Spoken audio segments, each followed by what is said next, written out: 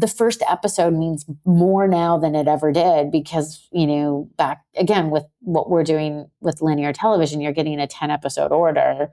Like with a streamer, it's like it's all going on the, basically on the air immediately. And their goal is to like keep you immediately to binge all those episodes. So just even storytelling has changed so much to serve that audience's new way of watching TV.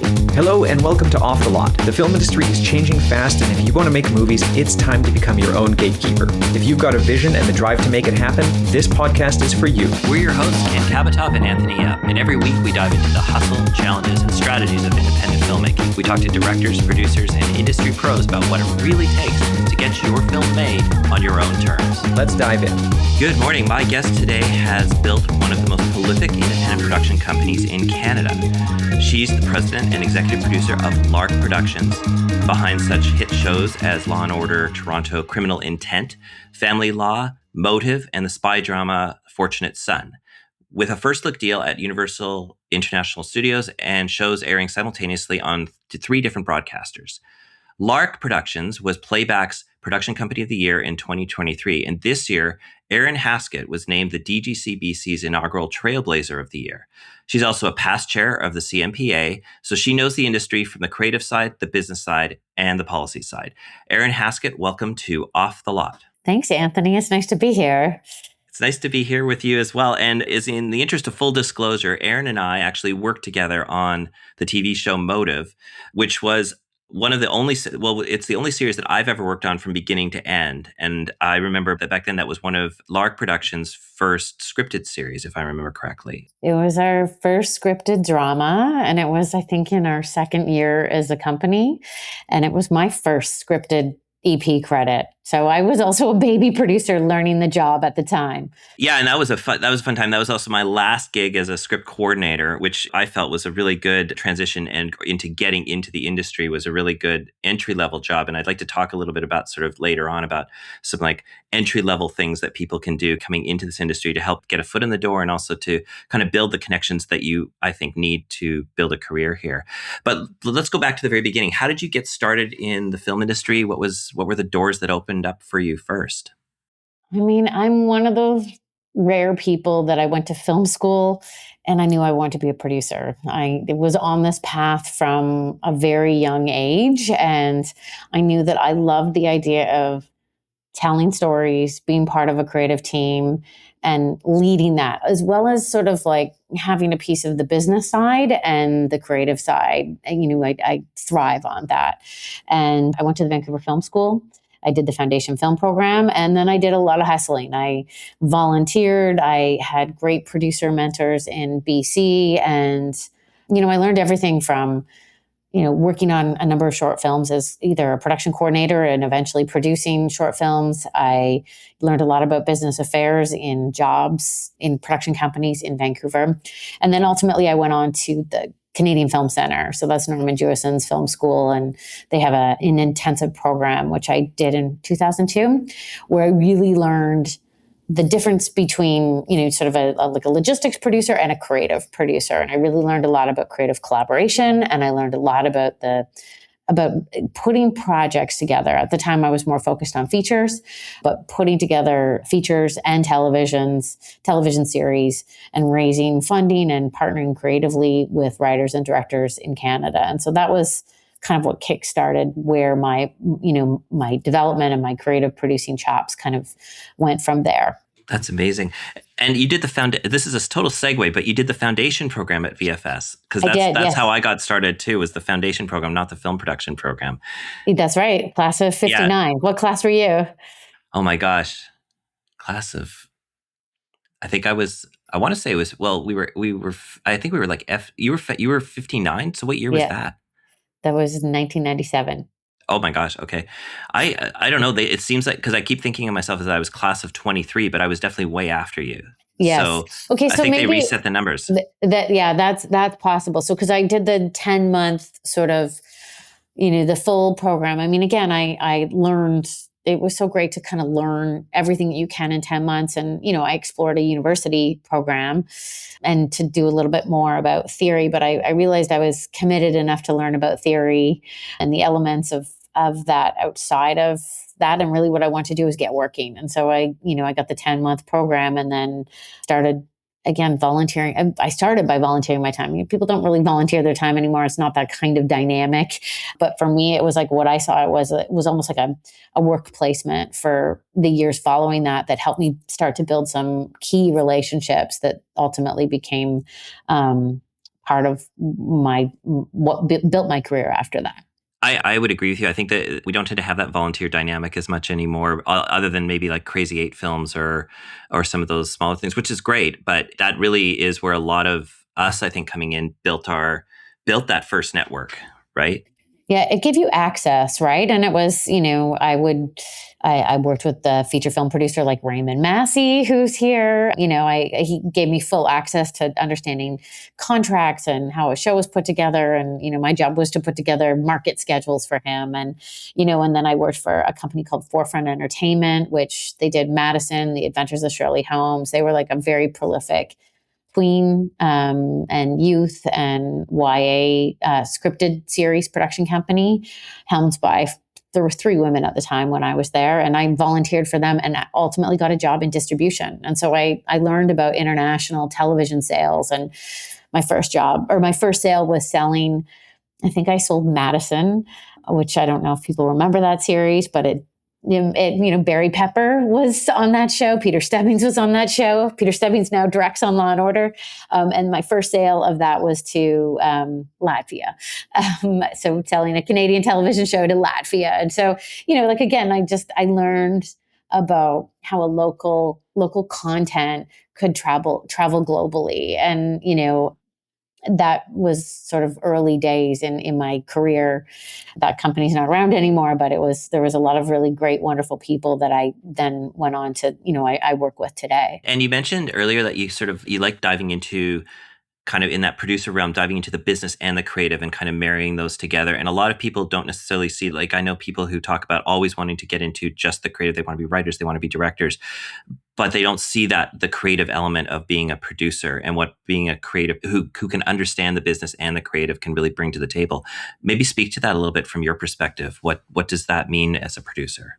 I think on reflection, what I've sort of learned in Canada, in order to get anything, whether it's a feature film made or, even your first short film, you're filling out multiple forms and paperwork, and you're building budgets, just to be able to get even a Canada Council grant to make a short film. And so, we're different than the US system. The US system, as a producer, you work in a mailroom, you work for producers, you're reading scripts all the time. And so I found in Canada, in order to get something made, you had to learn how the business worked, what were the requirements of that. And so I would say I started there. I don't think that was my strongest skill set, but I learned it partly because to get a job and to pay my rent, like I didn't go the union route. I didn't work. I worked on productions as a producer assistant to sort of make a living while I was building a slate of project on the side before I sort of landed at Lark or landed in other development jobs. So people needed business affairs skills. And, I learned a lot about what is required on the business side. And then again, I got into this business because I love storytelling, and I love the medium and the collaboration of, building something and the magic that goes from taking an idea and turning it into something that is everybody is feeding into to make that magic in a bottle. And so there weren't as many opportunities. Vancouver is primarily a service industry, first. It's what it's been historically. I grew up under a great wave of amazing independent feature filmmakers like Lynn Stopkovich and Scott Smith and, Mina Shum. Like there were so many really interesting filmmakers in the late 90s, early 2000s, which I got to see them have their success. And some of them had gone to the CFC, so to the film center. And I really didn't know the difference. I knew that if I worked well with creatives, I'd be able to get access to good projects. And if I knew how to find a way to finance their projects, I would be a valuable producer to them. But what I didn't understand is what my value could be as a creative producer, and learning how to communicate, to be able to give notes effectively as it related to market, to be able to help someone, from almost a a story editor point of view. Like I don't consider myself a story editor, but I provide what I think is just my own opinion, things that might help shape the project in a way. And I think, my best collaborations have been with people who, best idea wins, really. Best idea wins. And, those conversations are my favorite. And I think, again, we all bring our own lenses to a story. So you hear not what the note is, but it's more about what is underneath this that maybe someone isn't understanding. And my answer to that is maybe not right, but a good creative partnership can find a way through that. I don't know if that answers your question. No, that's brilliant. I think because what you're speaking to a little bit, if I understand correctly, also is that idea of you might have a good sense of what might sell in the market, but you're also taking it from the standpoint of, okay, well, what's the creative person's vision for their project, and how can those two still coexist within the same ecosphere? Because there is always that threat sometimes that creative people feel, where it's like, if we talk too much about the business, then it's going to take away what I really want out of this thing that I'm making, and vice versa. If we focus so much on the creative side, it's going to not be sellable. It's like it's just an art project at that point. Totally. And I think, that is, especially as I've transitioned into television, it's heartbreaking to tell someone that their show hasn't sold. I would like to avoid that as much as possible. So my job is to say I've done everything I can to make that possible, to know that I'm not even going to option a project unless I know that there's a path for it that I believe in. And part of believing in it is understanding the creative. And so as creative collaborators, for me, I really want to spend time really understanding what this show is to you. What is the essence of it? And, again, knowing what the market is, I bring that perspective as well. And I feel like one of Lark's assets that, I've worked hard and learned under Louise Clark on is about building really strong rapport with broadcasters and really understanding what the market is looking for. So when I hear someone is looking for something, when projects come in the door, that's in the back of my mind. But really it's, because there's a part of my job that is the salesman too, is that I have to be able to, just as deeply as the writer or the creator or the director or whoever's in that room, I have to believe in it and understand it deeply enough that I can be the biggest champion and the advocate for why there's no reason you shouldn't be buying this project. Like I know deeply that it's the right path. So, and also because I don't want to pair broadcasters who aren't right with a project with the creative that's not a fit, because then that makes my job very, very difficult. Yeah. If you're having to be that sort of middle person between, okay, it's got to be sensitive to this. Okay, now I have to be sensitive to these guys and bring this together. That's a much more challenging rock to roll up the hill, I guess.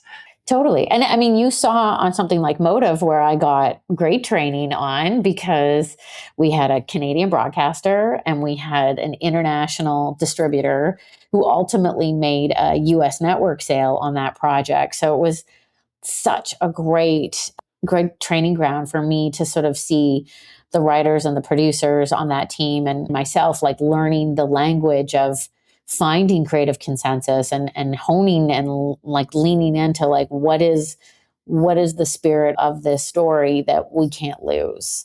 So I feel like that's something I took from that experience for sure. That's an interesting one with Motive, because maybe back then versus now, or is now still a situation. Do you find that American networks look for something different than Canadian networks, or are they looking for a different vibe from the story? That's a great question. I think it's evolving. Like, I think if you think about, since, Motive, we are now very much in a global viewing experience, like we all watch shows from all over the world now, right? Whereas back then, I mean, Motive kind of came post the writer's strike and some of the Canadian shows like Flashpoint and Rookie Blue selling into the US.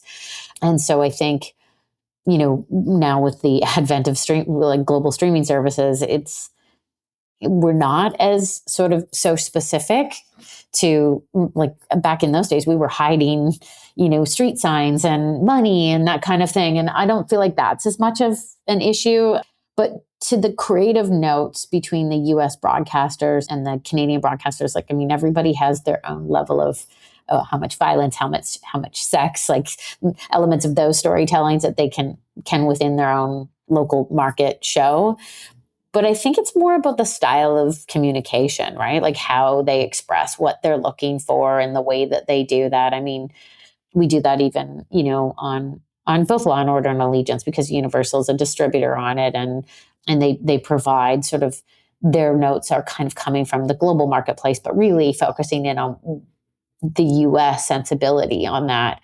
And we straddle that between our Canadian broadcasters, but I wouldn't say they're totally different. It's, again, some of it is more about what's your understanding of story that you're bringing to it. Like, what are you looking for in terms of, there was just some debate I noticed in the trades recently with Netflix about how Netflix is now looking for actors to sort of define what the log line is within, I think it was maybe a podcast with Ben Affleck or something. I can't remember what the story was about this. I don't know if you saw this, but it's like again, like, our viewing habits have changed so much, like the first episode means more now than it ever did, because, back again with what we're doing with linear television, you're getting a 10 episode order. Like with a streamer, it's like, it's all going on the, basically on the air immediately. And their goal is to like keep you immediately to binge all those episodes. So just even storytelling has changed so much to just serve that audience's new way of watching TV. Yeah, you don't have that water cooler every week sort of vibe of, oh, this Sunday night or this Thursday night, you're going to have this show come on. Although I imagine you still have that with Law and Order, and with even, I think, Family Law was like that, and so on. So that's speaking to two different types of audiences. But it also feels like that was a little bit of that HBO model as well, where that's how they drew people in. And there seems to be a hunger to go back to that a little bit as well. A streaming hunger to go back to it, but it seems like an audience perspective to go back to it. I love that idea of like waiting for the show now to come out and not just binge watching it in a full session. I think it again, it's like, it's changing so much. Like, overnight ratings used to be so meaningful. Now it's actually more about the +7s. Like, what does it look like a week later? Because somebody who didn't have time on Tuesday might catch up on Saturday, and so that's changed the linear point of view. I think, obviously, people are having second screen experiences all the time, where it's like, oh, I'm watching something, but I'm doing something else. And so it's like, what does that look like?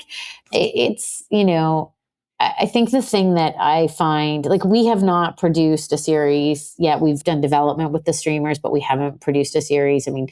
For a global streamer, Gem, CBC's streaming platform, has Allegiance, and City TV Plus has Law and Order. So we see that, but we don't get as much data on that.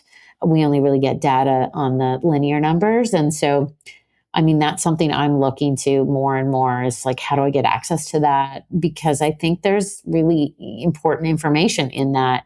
What I worry is that sometimes we over data a show, like, where I worry, like, I love, like, actually Motive was the first time I got to sit in an audience test, because we did do a test in the US, and it was really like, it's something, but it was like in person with real people. And it was really just interesting to see how people are reacting.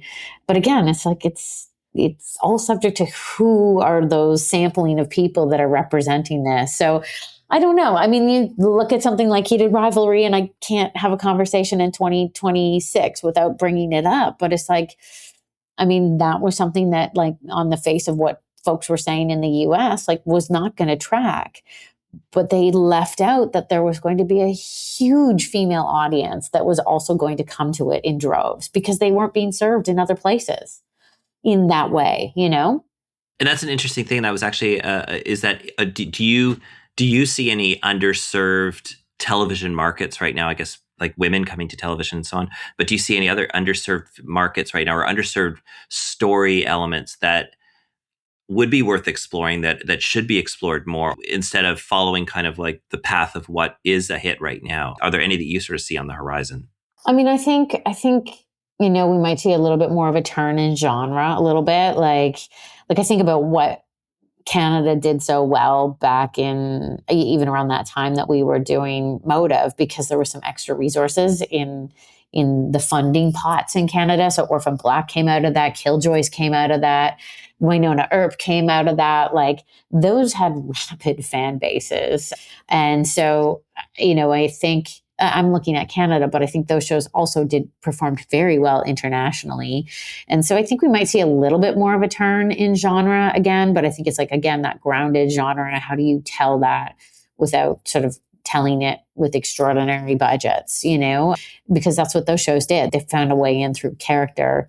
And I think audiences are looking for sort of this escapist version of that, given just the world that we live in is so hard. And, I think that's why, sexy gay hockey players is something people wanted to escape into. Sure. Like maybe, again, the world of genre may come back in that way because it doesn't feel as real world. I think there's definitely like a market right now in the thriller space for sure. Like we're seeing that everywhere, but I think we haven't necessarily really achieved that in terms of our Canadian content version of that. So that's a space I'm interested in for sure. But like, what's a new way into that? Because I think we've all seen the sort of like story starts with the victim and then we go from there. But how can it be more complex and have more to say about our world, But, I think it's about the sort of surprising perspectives on things that are going to be interesting, like going forward again, like this was, it was a new way into a world that we knew. We knew hockey, but it was a new way into telling that. It was a new way of telling romance. So I think that's the thing that we're looking for, whether it's thriller, whether it's genre, whether it's romance. And I will say, like, historically, we haven't played in that quite as much at Lark because in Canada, our buyers have only been looking for procedural. So cop, lawyer, hospital, that's what CTV wanted, what CBC wanted, and Global and Rogers wanted. And those were the buyers we had access to. But I think as the market shifts to a more global audience, I think we haven't been able to share our perspectives, especially as Canadians, like on the world in a way. And so how do those genres get that bend on it? Like even Law and Order Toronto, I mean, what I love about that show is I feel like the way like Tessie Cameron looks at it and the way that we work together and adapting that version of that like very successful franchise was like, okay, how would a Canadian cop handle this situation, or even Allegiance? It's just like what sparked to us on that project was, again, like to put Sabrina Sohal in the middle of a federal police institute, at a time where institutions are undergoing change and transformation and looking at the mistakes of the past. It's like, that's a great new way into a police story. And so I would say other genres can be explored with a perspective and a lens of like what makes us who we are in this country. Right. And do you think, because, some of these series that we're talking about, like Heated Rivalry and some of these other ones are, there's kind of serialized TV shows, right? Like there's an arc to the season that you have to marinate with for a little while before sometimes these things hits, which sometimes means that the first episode is just introducing the world and the next 2 or 3 are really kind of just establishing what the conflict is going to be. It's almost like a movie, but a very long movie that you're going to have to watch the whole thing for, or like a novel in a way. And that's different than a procedural, right? Because the procedural, you do have a conclusion with a wrap up at the end. Even if some elements of the story continue, you still have a wrap up at the end of each episode. Yeah, it's a very different style of storytelling. And I think like even as a producer and someone who enjoys the development process, it's like I've learned a lot because many of the writers who worked in Canada haven't had the opportunity to work in those story rooms where you're really building like expansive arcs. And, I think more than anything, like the challenge of selling a show, how do you hook them right out of the gate, right? Like it is still very much about that pilot. And even more importantly, like I think about pilots like Bloodline was a pilot that I remember of like how the very end of it really twisted, or Paradise. Like that's a great one that has like a huge twist. And it's like, now I know what the show's about. Like, I think that is the biggest thing is that if you have this big serialized mystery, you have to hook that audience all the way through episode 1. And by the way, like you have about 3 minutes to do it off the top of the pilot first. And then in order to get them to watch episode 2, like the promise of what the question that the audience is going to be finding themselves in, like, what is it that I'm coming back for? That's the hook. I mean, all of those great sort of serialized shows where you're like, I have to watch the next episode. Like that is such a skilled art of storytelling, that we are spending a lot more time at Lark in that world with writers, thinking about that and working through that. And in many cases, I'm finding, like, as much as we're doing pitches to streamers, I'm finding having a pilot script is really the best way to sell that show. You can pitch a pilot out in a verbal pitch, have written materials about the promise of where the series goes. But unless you have that pilot that sort of demonstrates the best version of what that experience of, like I always read pilots before I read Bibles or overviews, because I want to be surprised by the script, because that's all the audience is going to experience, right? Yeah. Well, yeah, and as a producer, as someone who's going to have to champion this, that's also probably like the last time you're ever going to be surprised by this story, right? This is the only time you get to actually enjoy or try to read it like a story that you're taking in, because after that, it's like, how the sausage is made. It's over after that. The innocence is gone for you in that moment, right? Totally, totally. And it's like, I love nothing more. And we have a really amazing development team at Lark here. And Nicole Mendez, she came from the CBC. She's an EP on Allegiance. And Beth Illy, who came from Amazon, she worked at Boat Rocker and New Metric as well. And they've read so much. And so when the team has something they're excited about and I get a chance to read it, it's something great about reading a brand new pilot where you're just like, okay, put me on the phone. I want to know more. That is what we're in it for, right? I want to be that excited. Whereas like sometimes it's just like when we're in the pitch materials, it's just like, well, what do you think it should be? And what do you think it should be? And it's a little bit more subjective, where it's just like a pilot really helps me know what that person's vision is.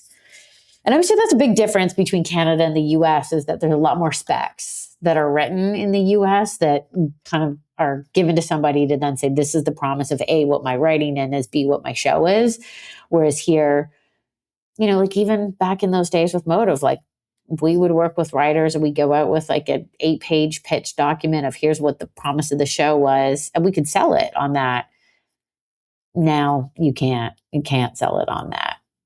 So you need that plus like that really hot script, like that thing needs to basically sizzle but also have those elements of like what the show promises to go along with that. Yeah, because I find, in most cases, like if you have a pilot script, most buyers will want to read that first before they take the meeting, and they might never hear the meeting. Like your charming personality, your great vision of what episode 4 and episode 10 looks like, they might never hear that if they read a pilot and are like, I don't see what it is, Yeah. I don't see the show in this. Yeah. And when your team is out there sort of like developing it or looking for potential new projects, is there that balance between looking for the things that are working and then also looking for the show that nobody is seeing right now? It's one of those things where it's like, I know I would want to see it on the air, but I'm not sure if anybody else does at this moment.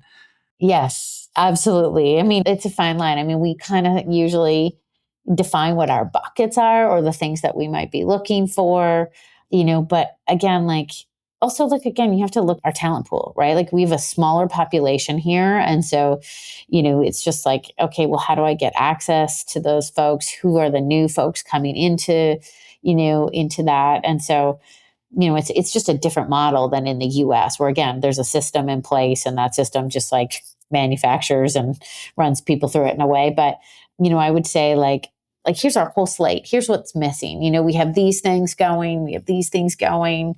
We're missing this kind of thing. We have great relationships with this buyer and we know they're looking for that. And so how do we serve that need? Like there's that market piece of it. And then here's a great script that came in the door, or here's a book that like that writer, you're never going to get a chance to offer on their novel again. So if you see a series in it, go for it, and what it is, then go for it. Even The Glass Hotel was something that we had Emily St. John Mandel's book just before Station 11 came out as a series. Like I read that book and I could see what it was. The show didn't end up selling, and it for a variety of really painful reasons, but it was like one of those things where it was like I could see it as a show. And I also was like, how rare of an opportunity to be able to have this Canadian story that became a global story that had such a wonderful hook and beautiful characters that like it just felt like such a premium kind of storytelling that I couldn't go through the usual path that I might have gone through with CTV or, or Rogers or Global or the folks over there. It's like, I had to have a different vision for it. We talk about like the difference between Canada. What's Canadian TV doing right? Well, that's a great question. What's Canadian TV doing right?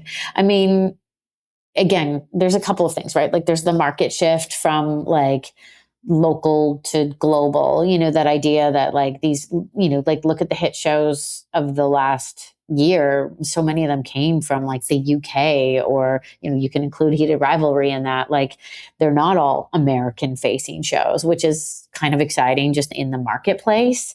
And so I think that what we've done right is that we do have a skilled and really talented group of people that have sort of come up through a system and are ready to sort of take the reins and the leadership, because as you know, like the role of a showrunner is one that, requires the stamina of a marathon runner and the talent of like some of the best geniuses I know. And so it's like, I think we have people that are ready to rise to that occasion. And we have people that, historically who might have left for other jobs. And maybe because the US market is shifting because of the current political state, haven't left, have wanted to stay committed and live here and work here, like you and I have both done. There could have been a different path at some point for either of us, but like I've always believed in our storytelling capabilities here. I've always believed in our market. I've also always believed in our business, and like the time has worked in our favor that shift has happened. I think what is good for us right now is like for those of us that grew up putting international co-productions together on feature films in business affairs, like we understand. I mean, in Canada, you can't make a show or a movie without a partner. Whether it's telefilm or an international broadcaster. It's like you have to be a good partner in order to sort of leverage the best resources that you can, both in terms of talent and money. And so I think right now we're seeing the consolidation, shifting things to being like people are more willing to share. And we're good at sharing. We know how to be good partners. And so I think we're doing that right. And I think just the cost of production is escalating in a way that isn't sort of lining up with what the market is able to do. And so the one thing, what used to be, I would say, is like, oh, it looks so Canadian because it was done on a budget. It's like, I think we've gotten smarter and better. We have some of the best crews in the world. I think we've got, producers who know how to stretch a dollar in a way that translates to screen rather than feeling like it's not as financially like it doesn't stand side by side. And even a way like storytellers have gotten better at figuring out like how, like even look at, like, again, I'm going to go back to Heated Rivalry, or I could, even talk about something like Law and Order. It's like we make choices, and we've had to make those choices because we've been within budgets. Like now people in even places like the US are having to learn how to do that in a way. We've already been doing it, but now I think we're ready to sort of raise our game on that front. I think we're owning who we are a little bit more, like celebrating the fact that we care and give a shit about, loving who you love is acceptable and important in our storytelling styles. Like, that the faces and the characters in our story should represent our country and our point of views and our values. Like, I think there's been times where, that feels too Canadian, but I think we're owning that in a way that is being celebrated. And so I think that the more we do that, I think that's also an interesting part of where Canadian, filmmaking and series and even just any kind of storytelling, whether it's like any content creator, it's just like owning that piece of it rather than trying to be someone else, I don't know if that a bit esoteric in terms of like answers, but I do think that they kind of play into it, Well, you hit on a really good thing, which is sort of like the owning the Canadian aspect of it and not apologizing for that. Because I think in some ways it feels like, this is my perspective maybe, is that in the past we maybe have tried to make the American version of what we could do in Canada with the budget that we had, if that makes sense. It's like, we're going to make the $2 million version of the $10 million show. And it looks like the $2 million version of the $10 million show as a result. And when you're able to take that skill of what you have to do to make a $2 million show, and I'm using that number just sort of as a throwaway number, but that $2 million per episode show, when you have the skill to be able to do that, but then you can bring to it the storytelling and the creative problem solving that make it look like a $10 million show, that's the skill we have. But you can only do that by starting to be more unapologetically Canadian about it. And the thing with being Canadian, I've found, and this is ranting a bit, is that, other than the obvious of being French versus English, we have so many other cultural impacts on what we do. Like when the US is a melting pot, we're far more of that. I think they've said like a mosaic more than anything. Like we're not homogenous in any way whatsoever. So there's room for everybody. And you can tell an immigrant story here in 20 different immigrant cultures and not feel like you're not telling a Canadian story. No, I totally agree with you. And again, like I think part of like owning that is like, again, when you're seeing a specificity of a human experience. Like I think that's what people want. And quite frankly, if television is going to survive the age of technology and like, the shift in like the creator economy and all of that, like I think like continuing to find a human connection is what our goal is, right? Like that is where we live and die. That's where the magic gets created. Like we had an episode that aired last night on the CBC, an Allegiance episode. And it was a story written by Penny Gummerson, who's one of our showrunners. And it was a story about, it's wrapped up in an Allegiance case of the week, a sort of kidnapping story that ultimately results in the telling of what is something that's happening in our world today around the sterilization of Indigenous women against their consent. And the number of like messages I just got, even from my parents' friends, on Facebook, because that's, where they are, just saying how they were so moved by this story. I mean, even when the story was pitched to me, it was like, this is a story I didn't know about that was happening in our country. Like it is happening in our country. That is like a current bill that's like in play right now in Canada that hasn't passed. And it's just like, that to me is like, like look, that show has like an international audience. It doesn't have a US sale at this point in time, but it is sold all over the world. And so again, like owning that uniquely specific to our country and our people, like being able to tell that story, I think where people like lean in because they learn something and they feel something that is different than what their own experience is. And or they feel connected to that because they can empathize with, with that pain. And so I think that localization and the owning of that is new and is fresh and is the way to sort of connect with people all over the world to be like, oh, I'm a human having an experience, but here's my unique lens on it, in Canada or in specific cultures or, about gay hockey or, about, like clones in Orphan Black or whatever. It's just like a little bit more of saying like, this could be possible because this is my, experience here. Yeah. And you were mentioning this earlier, is like the idea of, we know hockey. So hockey, heated rivalry is not giving us a story about, a gay romance story. They're giving us a gay romance story in a world that we're already familiar with. And then they're giving us a romance, and romance is a world we're all familiar with, but we're not necessarily aware of it in the world of hockey. So it's kind of like you're bridging those audiences, but also that's what's creating the unique content. It's almost the mosaic of genres kind of forcing itself together. And with that episode of Allegiance, it's like you're giving people this human experience of something that's really going on within the context of a show that has already got its feet. There are compelling characters already in the show. So we're adding spice to that a little bit, but giving you something that now you'll never forget. Yeah. Yeah. And I think that's something unforgettable. I mean, that is like, if someone said, oh, what do you want to be pitched? I'd be like, oh, something unforgettable would be great. Yeah. That would be perfect. So do that. Yeah, if you could bring me that would be amazing.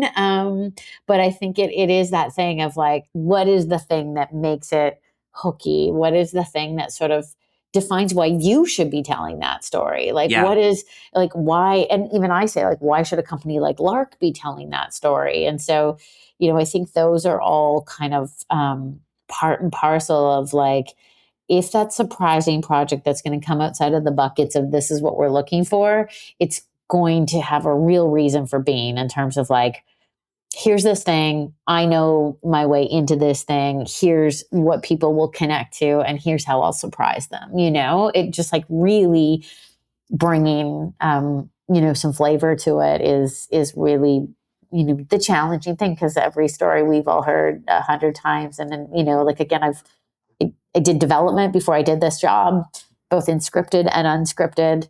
And like, I feel like I'm now moving into the age of like, I'm definitely not jaded. I love what I do. And I guess, still get so excited all the time. But it's like when you've heard the pitch, like, and you hear the same pitch over and over and over again. And it's like, even if that person has put like months of their own blood and sweat and tears into it, it's like, unless there's a big turn on it, like, that pitch has existed and all of us have seen it before, So yeah, it's not everybody knows that. And sometimes it takes a bit of patience. And obviously we, share that pass with some sensitivity and compassion that, like, we've heard the pitch. But I think that is the hardest job of creators and writers, is sort of like, what is the new way out there? And I feel like this is a really like unhelpful compliment for sure.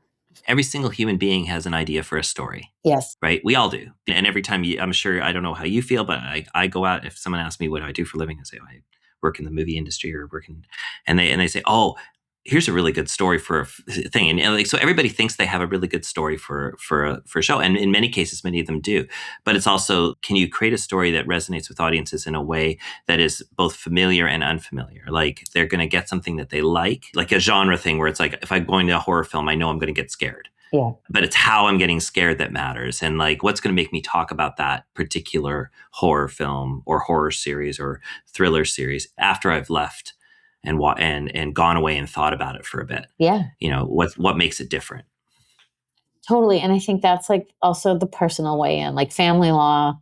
We didn't develop it, or 724 developed it, but Susan Nielsen's like way in. I mean, Susan doesn't know much about the legal world, but I mean, she certainly does now. She knows more about it. But like, that story is a story that she could, draw on her own experiences around the family. And when you layer that family complexity onto a legal law firm that's set in family law, that's where the hook is, right there, right? And you take that sort of, outsider in the middle of that family and put her in that discomfort. And I think Susan knew how to thread that needle of like human and heart and humor in a way that like made that show work so well with her voice. And, and RLE created Allegiance, like, with the idea of this, like, we've seen the cop shows, whether it's Blue Bloods or Flashpoint or whatever, but Allegiance, like, at the heart of it comes from Sabrina Sohal's perspective, which Anar found the way into the story through her. And I think that's what gives it its special sauce in today's day and age, Yeah, for sure. Well, we're at, we're overtime. We're overtime. We're at 46. Erin, I really, really appreciate you coming in today. I have one question, which may last a long time, but let's just say you are you, but you're starting fresh today. Mm-hmm. You have none of the credits that you've had before. You have no relationships in the industry, and you just have the drive that you had, many years ago when you first got into this business. What would be your first move? What would be the first thing you'd want to do? Or you'd give advice to someone to do in that same position? I mean, I think it's interesting, because I think one of the things that I figured out early on was I had to pay my bills and I had to pursue my dreams, right? And so it was like those two didn't always line up for probably the first decade of my career. It was like, okay, but how do I pay when I'm paying my bills? How am I building a skill set? How am I building relationships?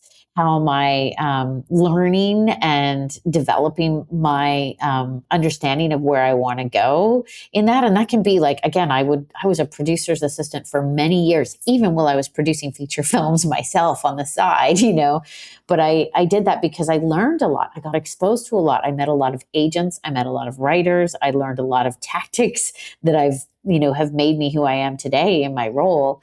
But I was able to pay the rent with that. Meanwhile, Right. Again, like wanting to shape and hone my own creative, vision and skill set, around the kind of shows I wanted to do, where on that side, it was, again, what I sometimes called my hobby, which was like building out story with writers and creators and people that like I've now grown up with in the industry, who we now have professional careers and can do that together. I mean, I will say the changing times of the industry is really hard to predict. Like, and I can't, that's the elephant in the room, whether it's AI, whether it's, again, the creator content, whether it's more of a consumer first strategy around how feature films are getting made or how people are building audiences on YouTube and Instagram. Like, I don't know what to suggest on that front, but I think what I do know is like the secret to, not the secret, but like the ingredients, I would say, that will be, helpful and useful to wherever you're going to go and whatever model is the future is like, who have you gotten to know? And when I say gotten to know, like some of it is like working for people and like people that you respect and you can learn from. Other thing is just like I think mentorship is really important and like getting to know people, and people like to talk about themselves. And if you can get them to have a coffee with you or have a even a phone conversation or a Zoom, it's just like, you're on their mind down the road if something comes up, or vice versa. If you have a project, you've already built rapport with someone. Like, I think mentorship is really, really important. And ultimately like partnership. Like, I feel like the other thing is that like, especially early on, like I had a lawyer say to me, I was separating rights on something when I was very, very early on. And they said, 50% of something is better than 100% of nothing. And I was like, okay, fair enough. And I will say, like many of the shows at Lark, we've partnered with other companies, and I think it's made us better for it. One, because if they're good partnerships with like-minded people and good sensibilities, then one, you're sharing workload, which is like, but two, it's just like, you've just expanded your network of people, right? Because if you work well with other people, then all of a sudden your network is expanded. That includes your creative network and your market network and your financial understanding. You learn from those people. And so I think like really thinking a partnership as like not like devaluing what you're bringing to the table, but actually seeing like, okay, for this one, I'm going to take this, because ultimately at the end of the day, I'm going to be in a better position on the other side of it. I feel like when you're new and starting out, like I know for me, it's like I tried to hold on to everything. Right. And it wasn't until I fully gave it all up. Like I went in-house to work for someone to do development. I gave up my own slate of features, and that's what landed me the job that I have today at Lark. So it's just like a reminder that like you don't know where that partnership is going. And again, like there's something you might offer me that is something I don't have, as a company at Lark, but then Lark might be able to bring some extra value, take the risk for you to set something up. Yeah. And that would be the same for like new writers, like partnering with experienced showrunners, and being able to like gracefully give up some things, in a way that is challenging and really, really hard. But every experience I've had, the good and the bad, you take what you want from the bad and you learn from it and you move on and say, I'm not going to do it that way or whatever. But the good is just like, it's like I get supersized in terms of my own skill and ability and relationship. So is that helpful? Is that tangible? I don't know if that's tangible. That's very tangible. Let me see if I can if I can pull that in. Is I feel as though you have to kind of have a little bit of humble pie in terms of at the beginning of your career. But I think actually it sounds like something that you would want to carry through is never be afraid to share credit and share the workload, and to sometimes find ways to contribute in a way that you might not necessarily get credit for, but you will be recognized for in other ways, or that might help you in the future. Like you talk about being a writer, it's like maybe you're working under a showrunner and you happen to read their script one day, and if you feel like you have a good enough relationship with them, you're like, and you can tell that they're having problems with the scene or something like that. You're like, hey, I took a crack at this. What do you think? If you feel you have that relationship. Yeah. And then you say like, no, you don't owe me any, it's like, I don't need a story credit. It's like, I took a crack at this dialogue piece that you wrote, and what do you think? And if they like it, or if they say, oh, interesting, even though it's not the right direction for them, you've contributed something without being asked to do so. And, or being a PA, like you said, I always say, the PA that works for you today is going to be your boss tomorrow. Right. So, and especially if you do a really good job, you might actually, if you do a really good job mentoring that PA, that office assistant or somebody, they're going to be the one that gives you the work later, that gets you the opportunity, because they will have learned something good from you, hopefully. 100%. Like everything you said is absolutely right. And I think like that is that like never assume that any opportunity is too small, and I think that Yeah. really it's like you never know what you're saying yes to that is going to turn into something else. And I feel like there's a shift a little bit, at least like again in the time that you and I came up in the industry of like you're sort of waiting for that, and not waiting, but you're sort of you know the path that you want, and that's the path that you should be on. But I found, especially living in Vancouver, especially focusing on the domestic industry and the idea of like content creation in in film and TV, it was like I felt like I had to be a bit more of a hustler in Vancouver because I maybe couldn't afford the flight to Toronto all the time or the flight to LA all the time. So there's that. But I think what it also taught me is I had to create my own opportunities. When I went over to Paperny Films. I got a job doing scripted development. I ended up like when they didn't have a head of unscripted, I wrote a plan for how I could take that department under my wing and I could learn and develop it. And it was like I created that opportunity. When I worked for Infinity Features, there was no development executive in Canada. They had one in the US. And I was like, here's how I can raise development money. And here's a list of the writers I can work with. I gave my plan to them. I find there's a little bit of a shift in the way that we work today, which is like, could you tell me what my opportunity is going to be? And I think like, I love people that take the initiative and say like, I have a vision for this, because I just want anyone to have a vision for something, because I'm happy to like give that to somebody else. And so if I have a vision for something, it's like, yes, okay, I'll give you the resources. What do you need to do that? And I think that initiative, especially in a changing time, like I am so I'm very aware of what I don't know in this current climate. And if someone comes to me and says, I have this idea and here's how I can help you, like that's your best way to get a foot in the door, and I would say the same goes for a writing room of like, I can see that no one is taking on the research with the consultants. Can I jump in and like have some pre-interviews with them, like offer that advice or that not advice, offer that support in a way when you see the gaps. Like it's like everything. Look for that white space, and see what you can fill in, because that's how you make yourself valuable in a writing room, on the floor. I mean, obviously there's union stuff, so you got to be careful about that. But like with a production company, with a network, like that's like, see your space and don't be afraid to ask for it with a plan, Yeah, I think I love that, because there is that sense. I always think on on any film set, movie, television, web series, short film, whatever it is, we're always under resourced, which means there's always a gap. There's always something that there's just not enough people to do it. So there's always something that you can step in. Like you said, you might not be able to do the quote unquote union job, but there is always something there that someone could do. You'd never be starving for people if you could have all the people you needed. Totally. It's a way to demonstrate your skill set, which again, like you can talk about what you can do all you want, but if you can show it, it's the best way to do it. And I have an assistant right now who I think is brilliant and who I will be working for someday.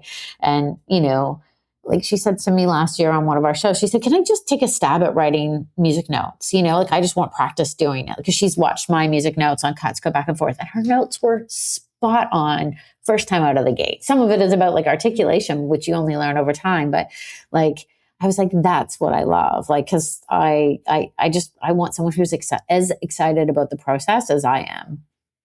That's fantastic. Well, I can think of no better way to end than on that music note. Thank you so much, Erin. This has been lovely. I appreciate all the time you've given us today, and just a world of gems of help, I think, to people out there, and especially in the world of television. I think this is something that is something that a lot of Canadian filmmakers and filmmaker wannabes could really get some value out of. So I really do appreciate your time. Thank you so much. Well, thank you for the podcast. And I know, again, when I was coming up, there wasn't always podcasts to listen to get this kind of information. So thanks for inviting me. And I'm grateful that you do this too. So I really appreciate the conversation. It's been so great to catch up. Yes, for sure. Okay, so that's it for this week's episode of Off the Lot. We want to hear from you. If there are any topics you want covered or any questions you'd like answered, please email us at podcast.offthelot@gmail.com. You can also find us on Instagram and YouTube. Our handles are in the show notes. Be sure to like, follow, and subscribe. And share this with your friends. See you next week.